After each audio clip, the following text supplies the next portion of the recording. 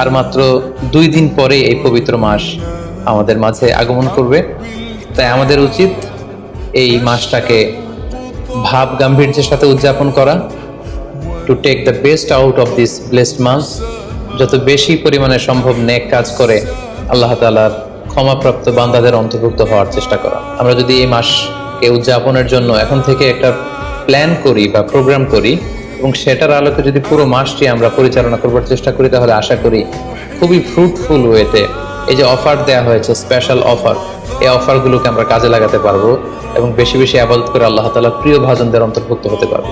তাই আর যেহেতু মাত্র 2 দিন বাকি, আমরা যদি এখন থেকেই একটি প্ল্যান করি বা একটি পরিকল্পনা সাজাই, হতে পারে এটা লিখিত পরিকল্পনা কিংবা অ্যাটলিস্ট নিজের সাথে নিজের বোঝাপড়া যে আমি এই কাজগুলো রমাদানে করতে চাই, এগুলো করতে চাই না, ডুজ অ্যান্ড ডোন্টস গুলোকে আমি মেনে চলতে চাই, যেগুলো করা উচিত এগুলো আমি বেশি বেশি করবো, যেগুলো থেকে দূরে থাকা উচিত এগুলোর ব্যাপারে আমি সাবধান থাকবো।